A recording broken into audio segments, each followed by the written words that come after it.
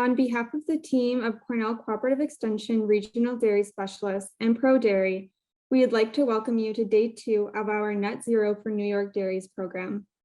My name is Casey Havicus. I will be your host today, and I am one of the dairy management specialists at Cornell Cooperative Extension on the North Country Regional Ag team. Moving right along in the program, we have Dr. Kerry Houlahan up next. Dr. Houlahan is a postdoctoral researcher at the University of Guelph with the Center for Genetic Improvement of Livestock. Pass it over to you, Kerry. Thank you to the organizers for inviting me to speak today. I'm really looking forward to sharing with everybody some of the work we're doing here at the University of Guelph as part of the Resilient Dairy Genome Project on how we're using genetics to help reduce the environmental impact of the dairy industry. So to start, I wanted to share with everyone this graph that just shows the amount of milk that we've produced in Canada and how many cows it's taken to produce that amount of milk. Back in the 1960s, we were producing around 80 million hectoliters of milk per year, and we did that using 3 million dairy cows. Today, we still produce that same amount of milk, but we do it with less than 1 million dairy cows. So this to me sort of shows a bit of the resilience of our dairy industry as a whole, but more importantly, it's already made impressive strides in resource utilization just through increased productivity.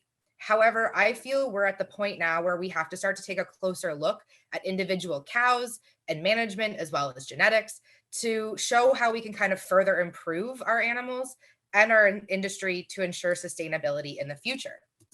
And is no shock to anybody listening today that the dairy industry has come under some pretty intense scrutiny in recent years for its contribution to greenhouse gas emissions. I think it was mentioned earlier today that cows are the most producing of methane of all of our livestock species. So that sort of brought forward the idea of how do we create a resilient cow that also has this impact, that has a lower impact on greenhouse gas emissions and climate change. And that kind of brings me to what is a resilient cow? Because this is something that everybody is going to think of a little differently.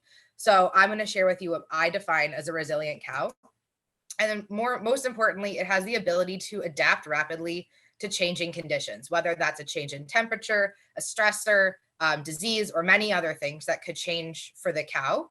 But it does so without compromising its productivity, health, or fertility. Ideally, it's actually going to improve on all of these things. And at the same time, we want these animals to be resource efficient as well as reduce their environmental burden. So overall, an animal that stays in the herd, does really well, and is generally better for the environment as well as for the farmer's pocketbook. But how are we going to do that? That's a pretty complicated question. And there are a lot of approaches to this. Some we've even heard today. There's housing, nutrition, management strategies involved in this, but I'm going to share with you sort of from the geneticist position, what might we do for this type of a task? So over the past 10 years, we have seen the implementation of genomic evaluations worldwide. And this has been a really big thing for the dairy industry as it's provided a huge improvement in accuracy for our selection programs and allowed us to make more long-term cumulative process than we ever were before. The challenge, however, with genomics is that it requires extremely high quality phenotypes on a large number of traits. And some of these traits are notoriously extremely difficult and even more expensive to measure, namely traits related to sustainability and efficiency. So this is a huge challenge. And our group has spent a long time sort of trying to figure out what the solution or what a possible solution could be. So what we've come up with is we want to work with both our local populations here in Canada and link with other international efforts that are already collecting these really high quality phenotypes on resiliency traits to then put this all together in hopes of being able to use a much larger data set and be able to actually provide genomic evaluations for traits such as feed efficiency and methane and other resiliency traits to our respective countries. This has also sort of highlighted for both me and the rest of the research group that it's imperative to collaborate, not just with other researchers in our own field, but in other related fields. And I think the webinar today has done a great job highlighting that. I'm definitely not an expert in endocrinology, physiology, vet science, nutrition, general farm management. And I think all of those things have to come together along with the genetics to ensure that we have like a sustainable solution to this problem. So all of these great ideas kind of started together with the inaugural sort of project out of our group, which started in 2015. It was called the Efficient Dairy Genome Project. It started to put together this really big international database that contained feed efficiency and methane records. And the ultimate goal of this project was to be able to offer genomic evaluations for feed efficiency in Canada. And that happened in April of 2021. As this project ended, the new project, the Resilient Dairy Genome Project, sort of built off the idea of having this big database and combining all of these traits together with an ultimate goal of this project to develop a resiliency index or a genomic evaluation. And within this resiliency index, we wanted to incorporate traits that were closer to biology for fertility, new health traits, of course, continuing with feed efficiency and methane, as well as adopting some new other genomic strategies into the program. And as you can imagine, to do this, it takes a lot of people.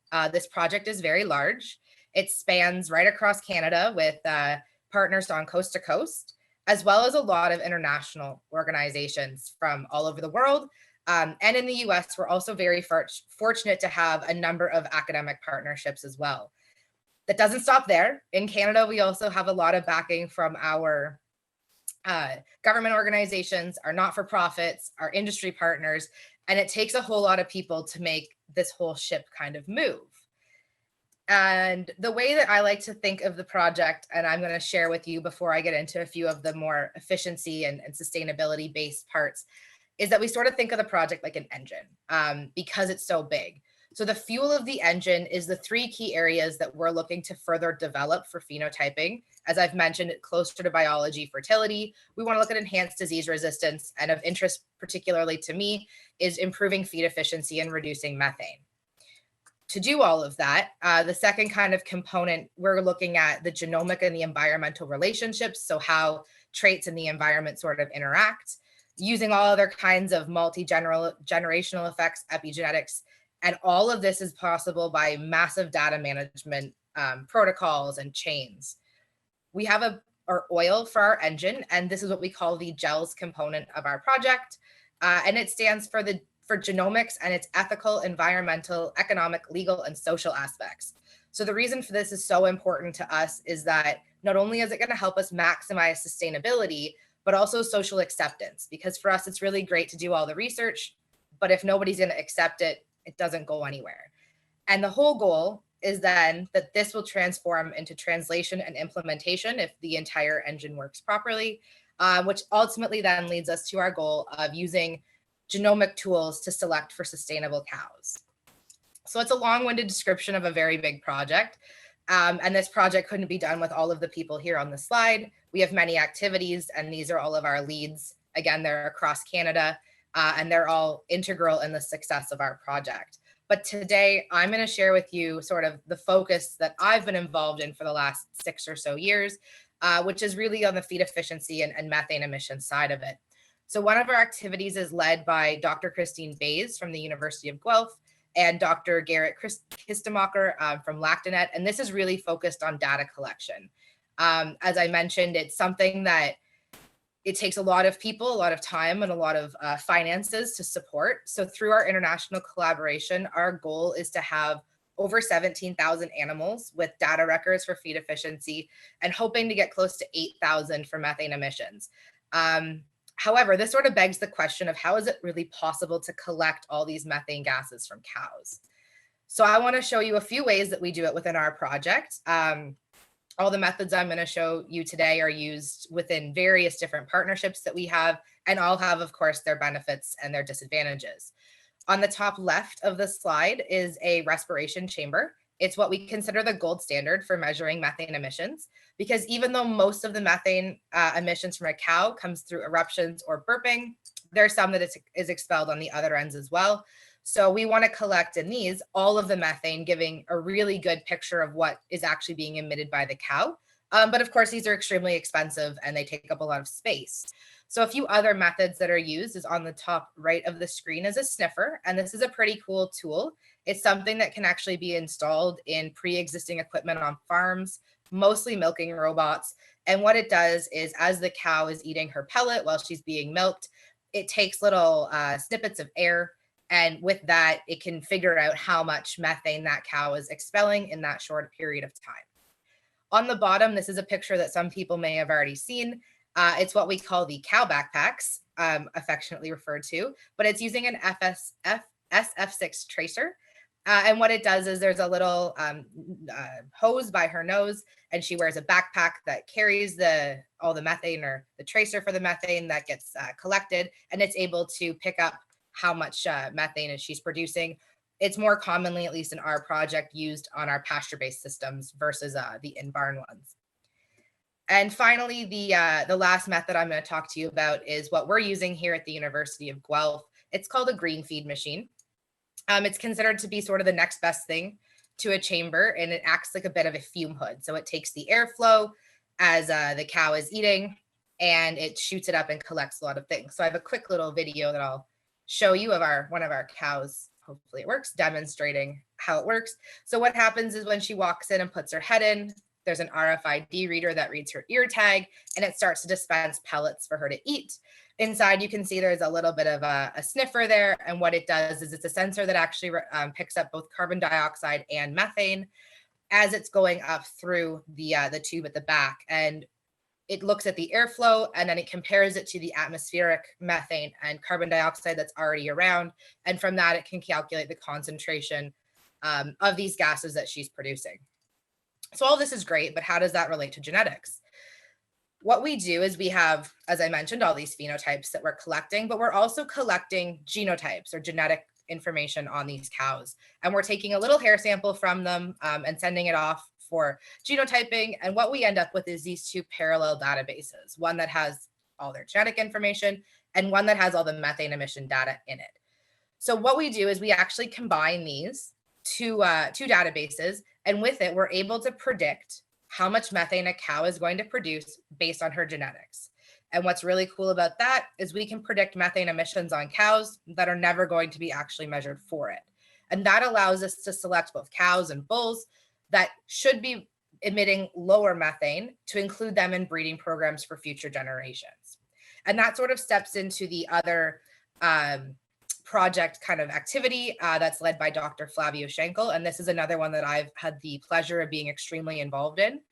And this activity is sort of looking at how much of all of these traits that are related to sustainability, resiliency, and efficiency are actually controlled by genetics, and how much of it is more management or environmental. We also want to look at how these traits relate to other traits of economic importance, namely milk production, and look at how the changing environment impacts cows today and how that affects sort of their ability to be efficient and sustainable. So I'm going to just share a handful of results with you. The first is something that I've spent quite a bit of time looking at, and that's the genetics behind feed efficiency and how it changes or how it behaves over the lactation. So very similarly to how animals have a lactation curve, feed efficiency also follows a curve as we go through the lactation.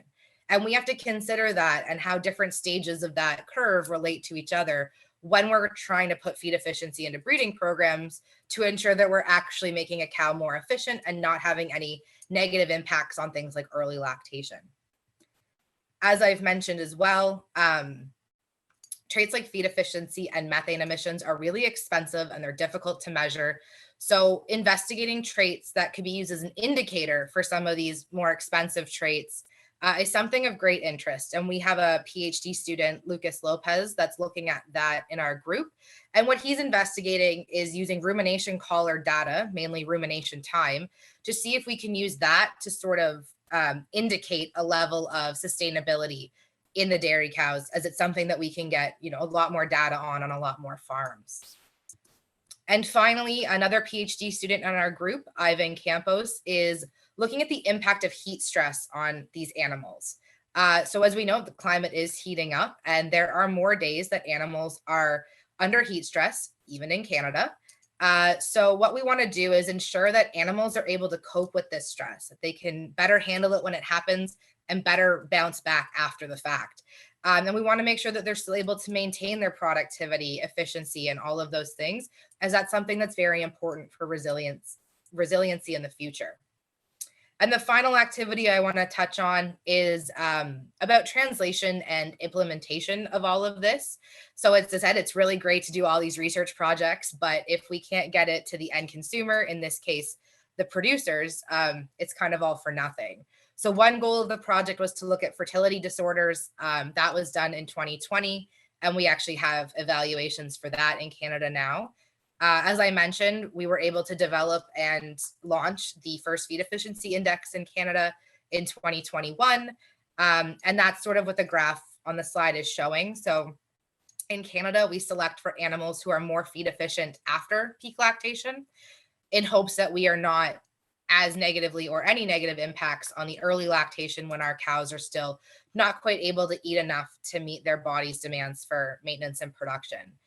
And then ultimately, the goal of this project is to develop a resiliency index, which incorporates fertility, health, efficiency, and sustainability into one big happy bubble that we can then put forward and select for within the country. So like I mentioned, there's a lot to do in this project, and I only touched on a very few things today. For that, we want to, again, look at things like closer to biology fertility traits.